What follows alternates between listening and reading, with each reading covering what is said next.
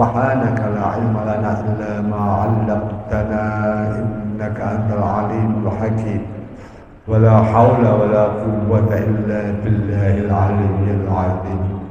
Allahumma ahdina bil ilmi wa zayyinna bil hilmi wa akrimna bit taqwa wa jammilna bil afiyah. Allahumma nas'aluka fahman nabiyyin wa hifdzal mursalin wa ilhamal malaikatil muqarrabin bi rahmatika ya arhamar rahimin. Bapak, Ibu semuanya, jamaah masjid Nurul Amin yang dimuliakan oleh Allah Subhanahu wa taala.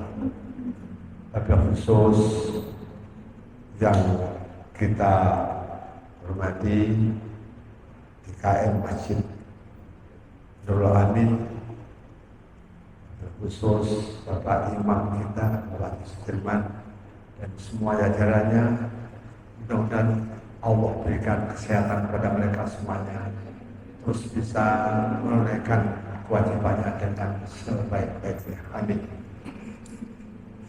Alhamdulillah, pada pagi hari ini Allah senantiasa melimpahkan rahmat dan karunia kepada kita semuanya, nikmat iman, Islam dan ihsan. Pada khususnya masih walafiah. Allah beri kita kesehatan, kesempatan, kemampuan untuk bisa hadir bersama-sama di Masjid Nurul Amin yang mulia ini. Kita sholat subuh berjamaah, kemudian kita lanjutkan sambil iktikaf, kita lanjutkan dengan kajian-kajian. Kita memahami, mentadabburi kembali ayat suci Al-Quranul Karim dalam rangka untuk kita meningkatkan iman kita, meningkatkan kepatuhan kita kepada Allah, meningkatkan ketundukan kita kepada Allah, meningkatkan ibadah kita kepada Allah SWT. Mudah-mudahan apa yang kita lakukan ini akan mendatangkan keberkahan dari Allah SWT. Di antara kita yang punya cita-cita, dambaan, jadi siap walafiat dan bisa istiqomah beribadah kepada Allah dan penuh keikhlasan sampai nanti mudah-mudahan semuanya menjadi orang-orang yang husnul khotimah. Amin amin ya rabbal alamin. Kajian kita pada surat Al-Kahfi sampai pada ayat yang ke-13. Mari saya baca sambil kita pahami arti dan maksudnya sehingga kita bisa mengambil manfaat dari ayat-ayat tersebut.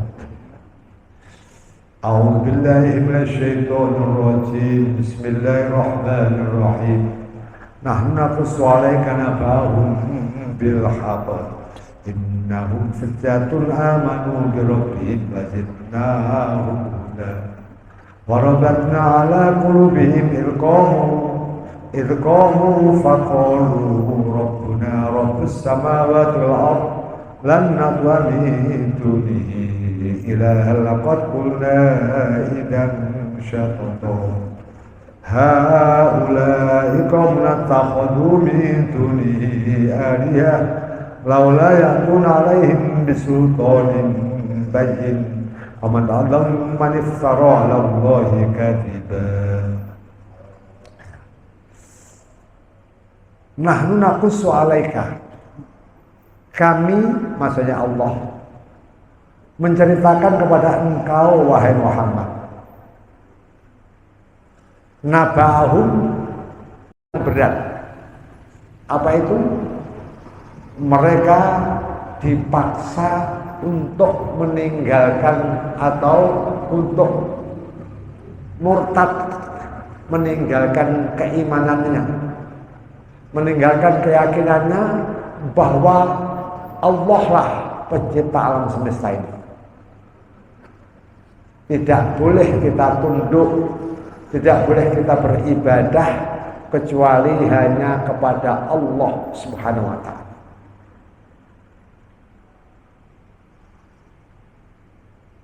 Allah perkuat hati mereka.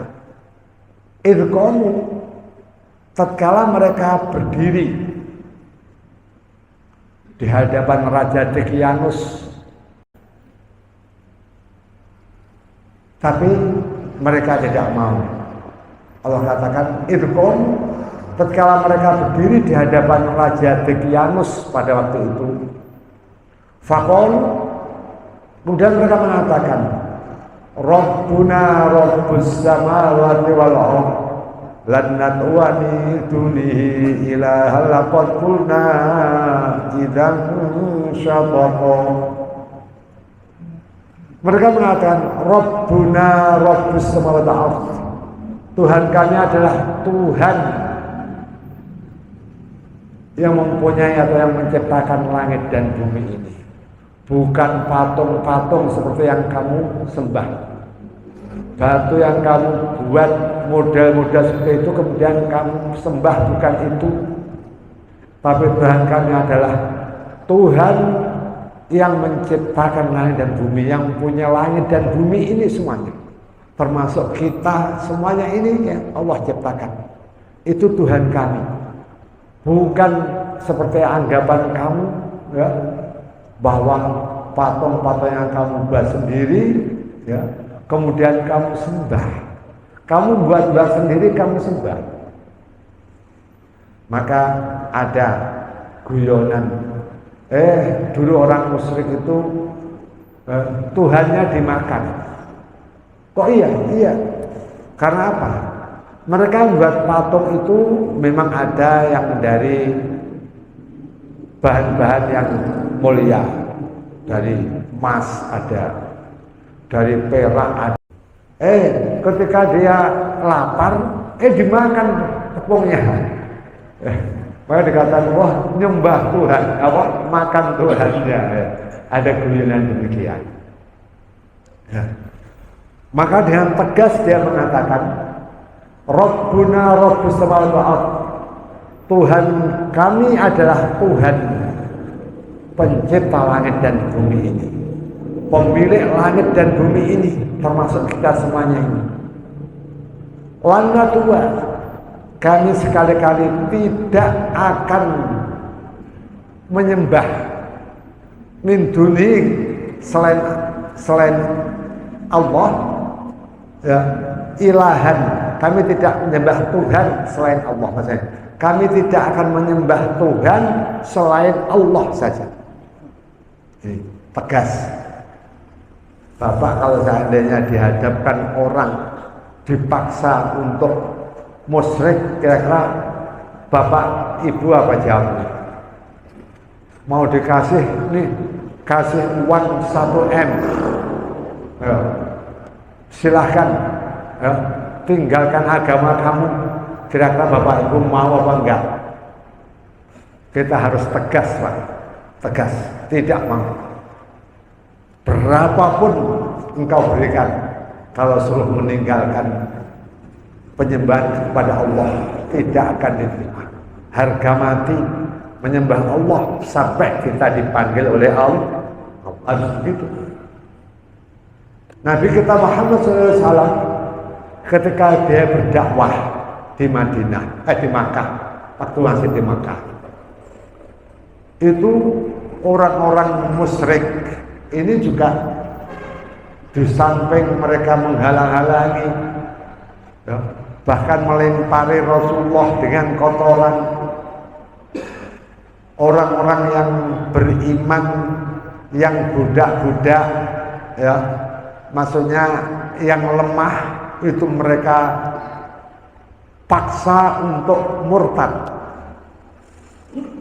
Kita dengar cerita bagaimana sahabat Bilal bin Rabah, ya kan, ketika dipaksa untuk murtad tidak mau, kemudian disiksa ya, diletakkan di padang pasir yang panas, dadanya ditindih dengan batu supaya murtad, tapi tetap berahad tidak mau, tetap Tuhan Esa, bukan patung-patung yang kamu sembah, mempertahankan. Maka ketika Abu Bakar lewat melihat itu, kemudian Abu Bakar mengatakan, bebaskan ini budak, saya siap membelinya. Dibelilah meskipun dengan harga yang mahal. dan dibebaskan. Abu Bakar dengan hartanya untuk membebaskan salah satu sahabat dari siksaan sayyidnya, pemiliknya, karena waktu itu masih budak. Bayangkan, begitu perjuangan mereka. Ada lagi yang namanya suami istri, namanya Sumayyah, ya, dan Yasir. Laki-lakinya Yasir, istrinya Sumayyah. Ini disiksa, suruh murtad tetap nggak mau, disiksa sampai nggak tahan, terus disiksa, kemudian sampai mati. Ini pertama kali yang mati syahid ini, Yasir dan Sumayyah, sehingga sampai meninggal dia, mati syahid. Rasulullah mengatakan mendengar itu, absiru bil jannah ya ala Yasir, bergembiralah kamu dengan surga wahai keluarga Yasir. Siksaan bertubi-tubi. Rasulullah ketika itu digoda juga. Orang-orang tokoh, orang musyrik datang kepada pamannya Abu Thalib. Abu Thalib bilang kepada keponakanmu, apa yang dia mau? Kalau dia mau menjadi raja, kami jadikan dia raja di Makkah. Kalau dia mau jadi kaya, saya berikan harta yang banyak. Kalau dia mau jadi istri, saya carikan istri yang cantik di sini. Tapi syaratnya supaya meninggalkan dakwahnya, supaya tidak dakwah tentang Islam, tidak menyebarkan Islam. Akhirnya dengan berat hati Abu Thalib menyampaikan ini permintaan daripada tokoh-tokoh Quraisy pada waktu itu.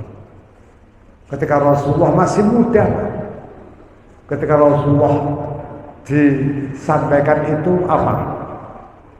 Ya ammi, dalam sejarah Islam, lau wada'u samsa ala yamin wal qamaru ala yasari al an atruka hadzal amra ma taraktuhu hatta ahlakan Allahu au seterusnya.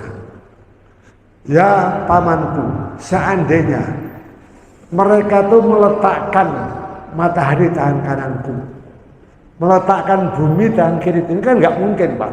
Seandainya mereka bisa meletakkan matahari tangan kananku dan bulan di tangan kiri itu, untuk aku meninggalkan ini dakwah, ini Islam, maka saya tidak akan melakukan sedikit pun, sehingga Allah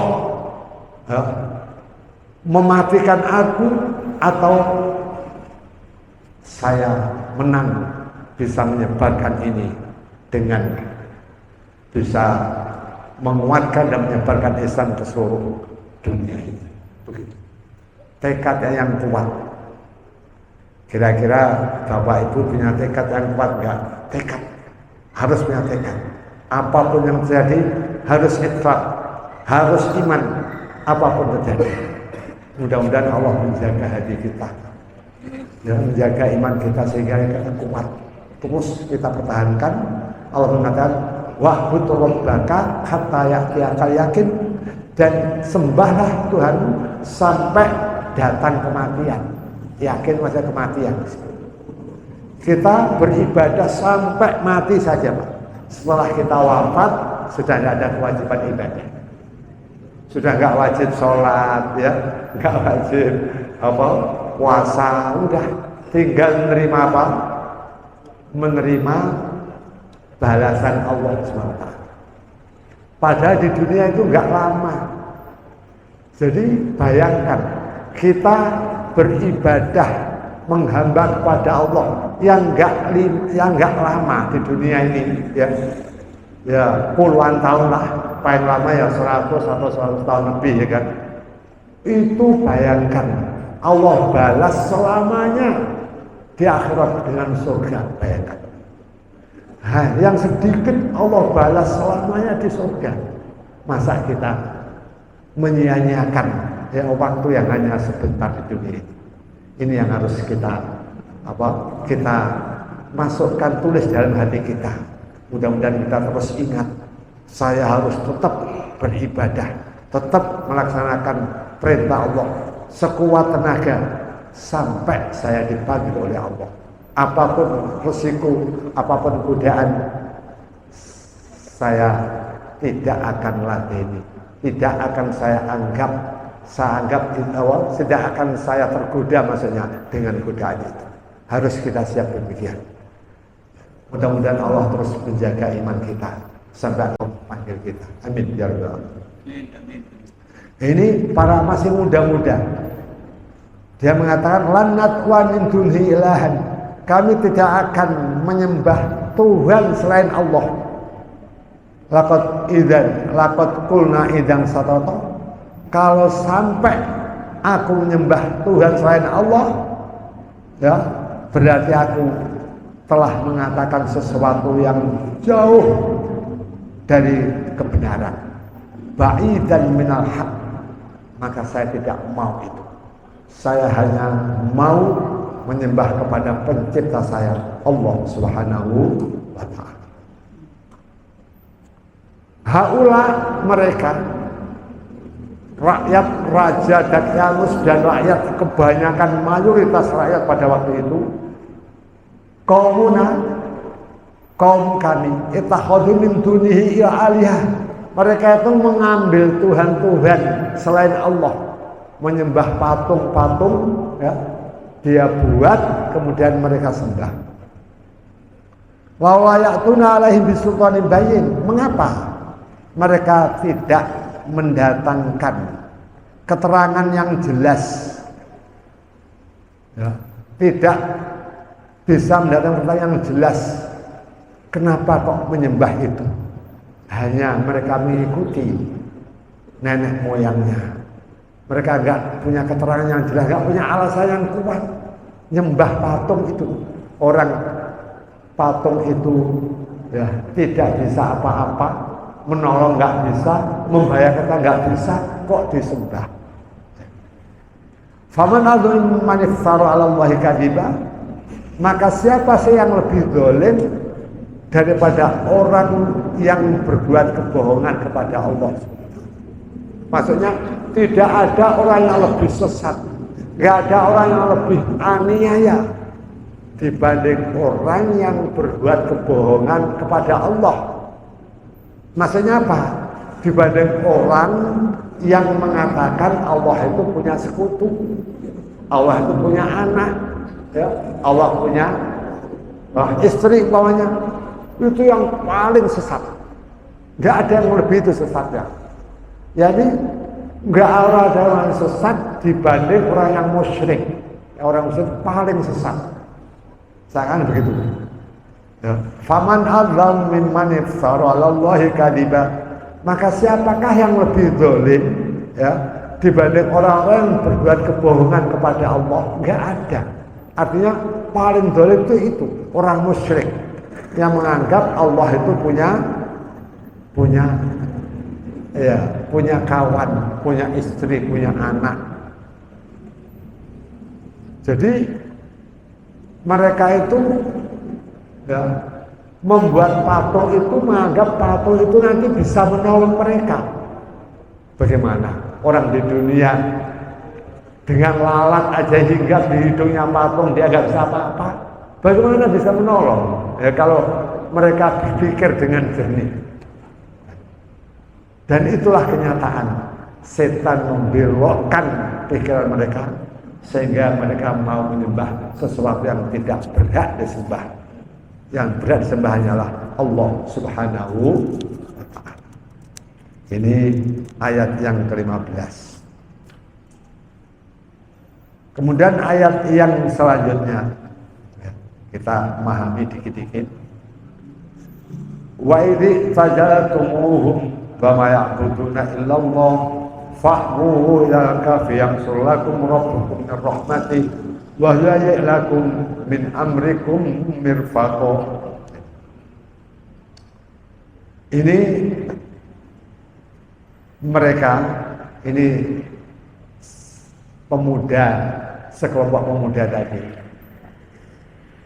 Ini ada yang paling tuanya, katakan ya, yang sepuhnya itu berkata kepada kawan-kawannya, wa idh tazaltumuhum, mereka memaksa untuk menyembah kepada patung. Raja Dakyanus dan menterinya memaksa kita untuk menyembah patung. Wa idh tazaltumuhum, kalau kamu sekalian, yakni kita, meninggalkan mereka, wa ma ya'buduna illallah, dan apa-apa yang mereka sembah selain Allah itu, maksudnya kalau kita meninggalkan mereka, kok Dakyanus dan kaumnya, dan meninggalkan patung-patung yang mereka sembah, kita tidak peduli, kita tinggalkan semuanya.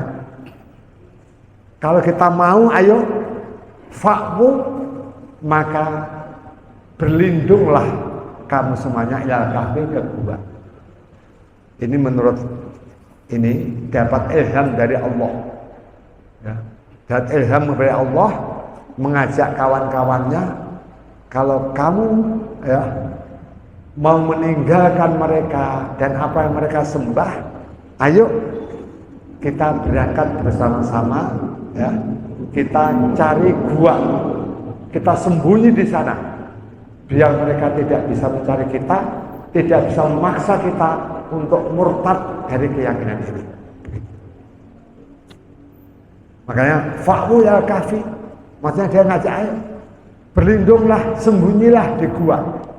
Yang surulakum rabbukum, maka Allah akan melimpahkan kepada kamu semuanya mir rahmatih, rahmat Allah. Kalau kamu mempertahankan Islam, iman, Allah pasti akan memberikan rahmat kepada kamu semuanya. Wa lakum, dan Allah akan persiapkan untukmu min amrihi mirfaqo, akan mempersiapkan perkaramu itu semuanya akan berguna, bermanfaat untuk kamu semuanya. Begitu. Dia ngajak, ya, dapat ilham, Allah beri ilham, mengajak kawan-kawannya, ayo kita pergi aja. Kalau tetap di sini, kita akan dipaksa untuk menyembah patung. Ayo kita sembunyi ke salah satu gua. Kita sembunyi di sana, ya. Kita pertahankan iman kita sampai titik darah penghabisan. Akhirnya masuklah dia ke dalam gua, ya. Masuk ke dalam gua yang di ayat sebelumnya, ya. Di ayat selanjutnya, fardhona ala adzanihim, yang sini ada, kemudian kami tutuplah telinga mereka bertahun-tahun. Allah tutup bertahun-tahun. Matanya tetap melek, ya, telinganya ditutup, dia tidur dan terus bergerak ke kiri ke kanan. Ini di ayat yang sebelumnya. Ayat ini melengkapi wa taras samsa idza tala'at tazawaru an kafihim data yamin wa idza gharabat taqridum data shimal wa hum fi fazratin min dzalika min ayatillah may yahdillahu fa huwal muhtad wa may yudlil falan tajalahu waliyan mursyida. Wa taras samsa, dan kau lihat matahari idza tala'at, bila mana matahari terbit, tazawaru an kafihim, mereka condong, maksudnya menjauh dari gua mereka, zata yamin, ke arah kanan. Wa idza gharabat, dan bila mana tenggelam, takriduhum, dia menjauh mereka, matahari menjauhi mereka, zata yamin, ke arah kiri. Wahum fi fajratin min, dan mereka ada di tempat yang luas di dalam gua itu. Di dalam menafsiri ini ada beberapa kaul. Kaul pertama, ya, matahari kan terbit dari timur ke barat, ya. Ya. Jadi pendapat pertama, ini gua ini pintunya menghadap ke utara ya. Sebab matahari terbit dari sana. Terus tenggelam di barat. Ketika terbit dari sana matahari, karena dari timur, sedangkan pintu gua itu menghadap ke utara, berarti sinar matahari tidak bisa langsung masuk dalam gua, karena dari samping kanan, data yamin. Kemudian terus di atas gua, ketika tenggelam juga di arah kiri. Jadi sinarnya tidak masuk ke dalam gua. Ini yang dimaksud. Maka wa tarasyamsa idza tala'at tazabaru an kafi dzata yamin. Kamu lihat matahari itu kalau terbit tazawaru condong an kafi, menjauhi gua mereka, dzata yamin ke arah kanan. Wa idza gharabat, dan bila mana matahari tenggelam, takriduhum, menjauhi mereka, dzata simal, dari arah kiri. Wa hum fi fajwatin min, dan mereka ada di tengah-tengah gua yang luas itu. Ini pendapat pertama. Pendapat pertama itu. Kemudian pendapat kedua menolak pendapat itu. Yang pertama sekali itu, ini yang pertama dia adalah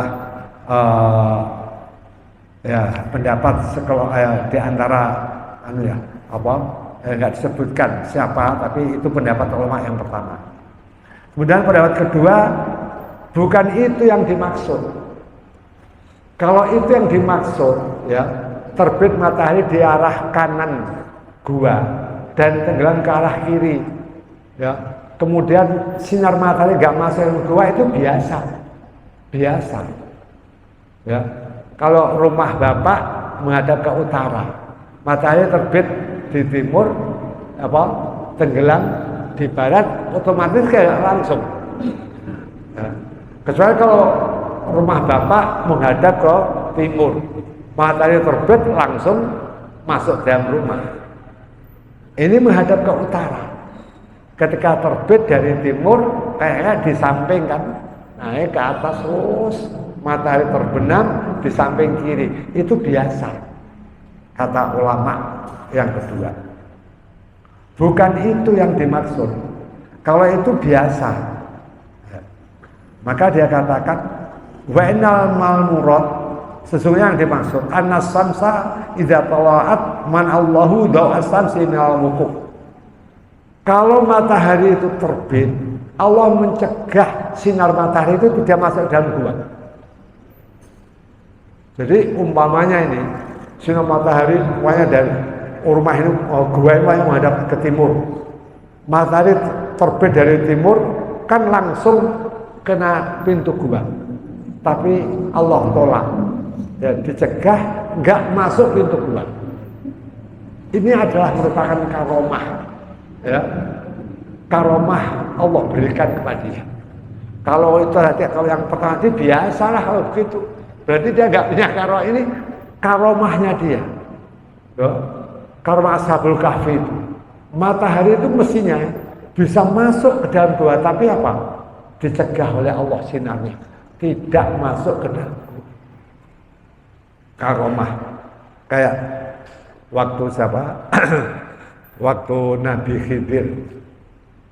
Khidir ketika naik perahu, ya, dia numpang seorang nelayan yang punya perahu yang bagus. Kemudian ketika naik, ya, dipersilakan naik, ya, karena orang pemilik perahu itu ada orang yang murah, melihat ada dua orang, ya, mau pergi, silahkan, ayo naik tanpa bayar, naik perahu itu. Tapi apa? Ketika di tengah lautan, ini perahu itu dilubangin, pakai kampak. Kalau dilubangi pakai kampak ini secara zahir kan apa?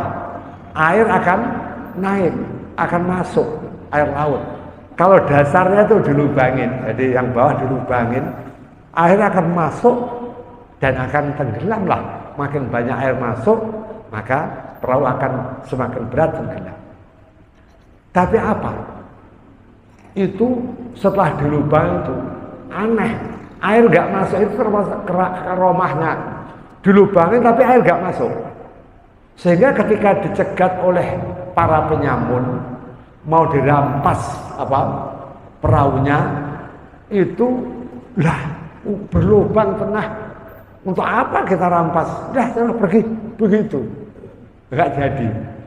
Nah, ini karomahnya Nabi Khidir itu dilubangi tapi nggak masuk air.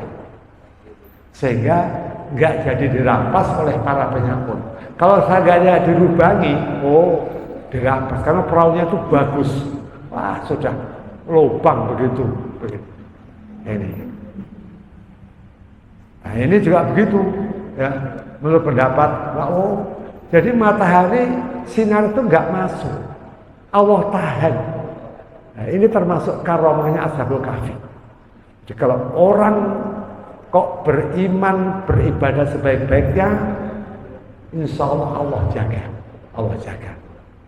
Kalau seandainya matahari itu masuk, umpamanya, dan itu akan mempercepat ya, jasad mereka, badan mereka ini akan lebih gak kuat bertahan. Tapi karena ini nggak kena sinar matahari, maka ya, di antara sababiahnya ya, tapi Allah kuasa Allah maksudnya, Allah takdirkan itu sampai 309 tahun itu. Ya.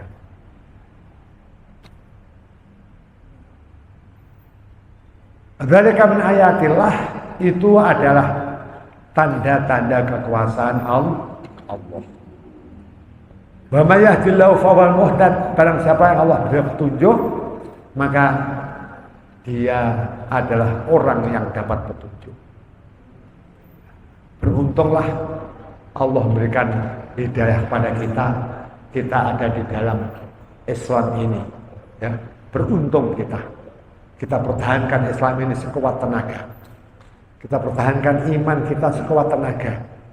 Ya. Mudah-mudahan cobaan apapun mudah-mudahan tidak bisa menggoyahkan iman kita. Mudah-mudahan ya, hanya Allah, hanya kepada Allah lah kita bermohon kekuatan itu. Sebab la haula wala quwwata illa billah.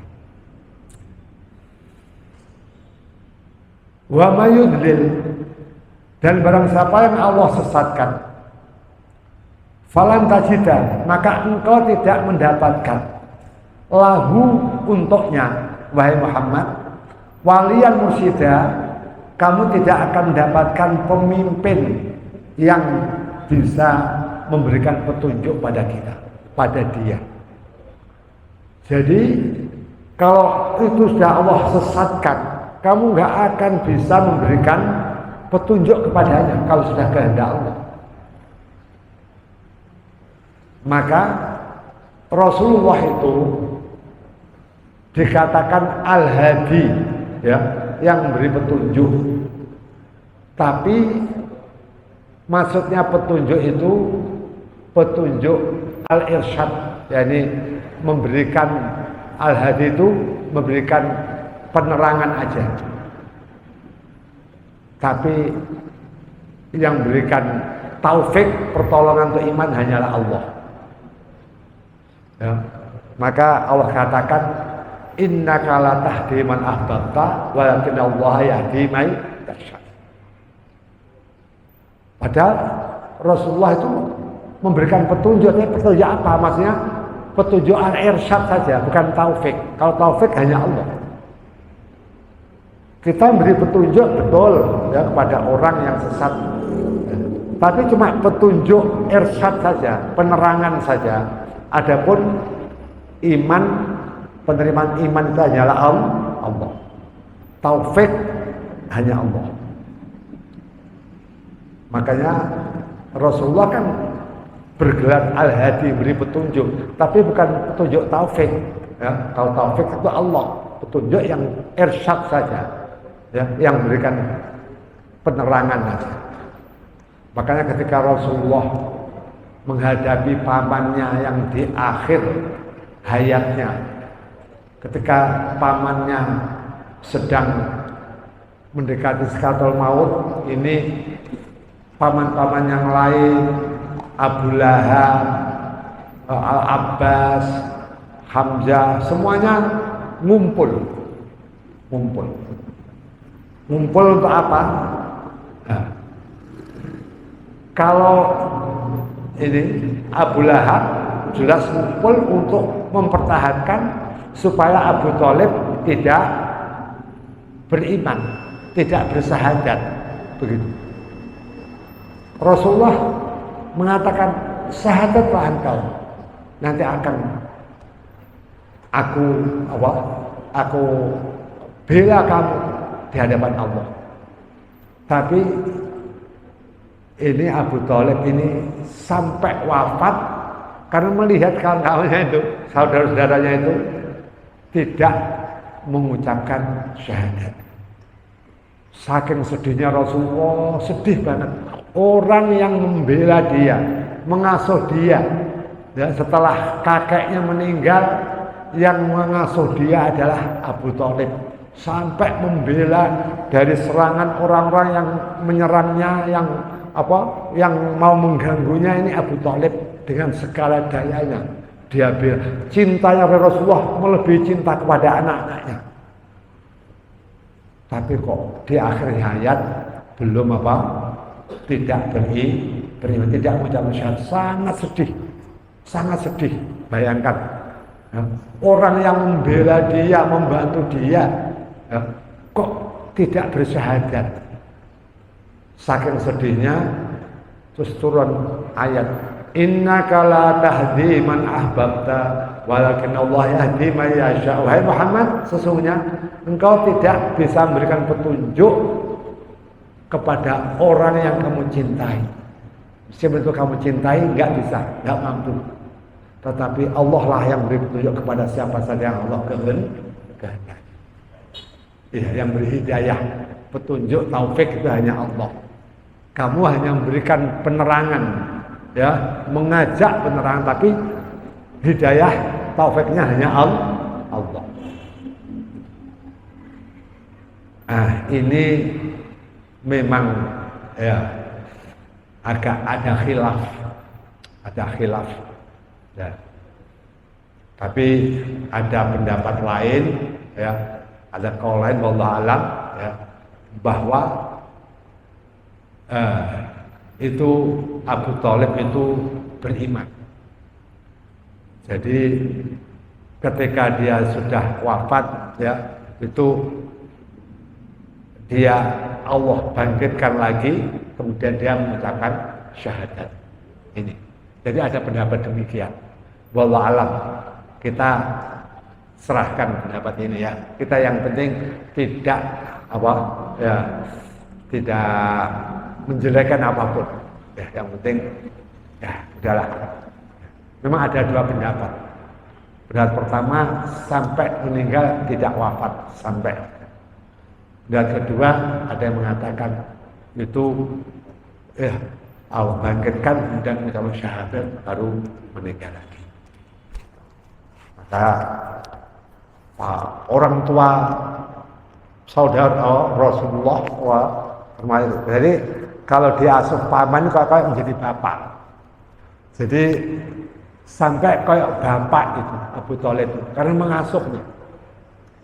Nabi Ibrahim itu yang mengasuhnya, yang membuat patung itu sebetulnya bukan bapak, tapi dikatakan bapak.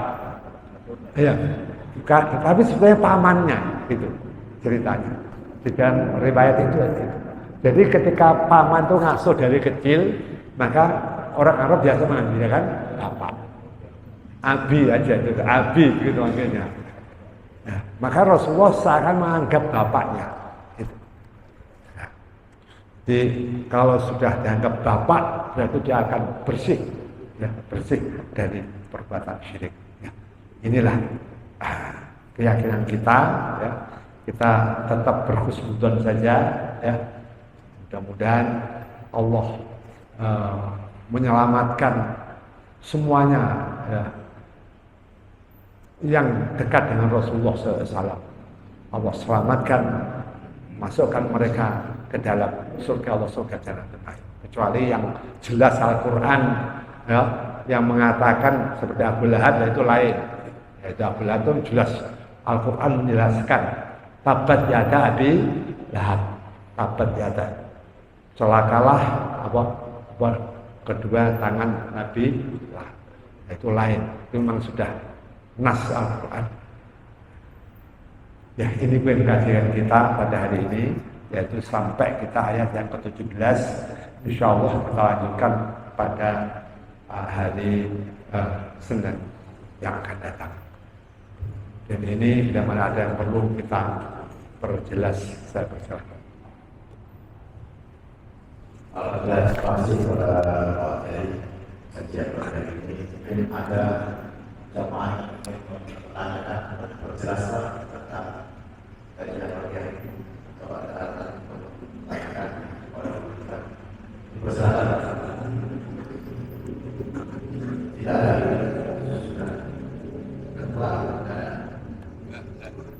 Alhamdulillah, Bapak Ibu hadirin yang kebanyakan akhir daripada kajian kita pada hari ini, mudah-mudahan kita dapat pahami sehingga dapat pertama kita dalam takwa Allah Subhanahu wa Ta'ala. Dan sebelum kita dengarkan kajian ini, mari kita dengarkan doa yang insyaallah akan dipimpin oleh Ketua DKM Ustaz Haji Sudiro Bapak Ibu. Dan saya mohon maaf atas segala kesalahan kurang dari Taufik dan Hidayah. Assalamualaikum warahmatullahi wabarakatuh.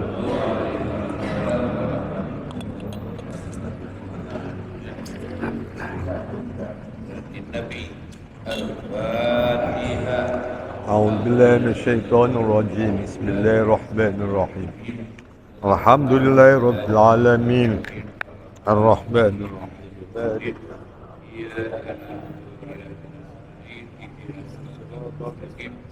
صراط الذين أنعمت عليهم غير المغضوب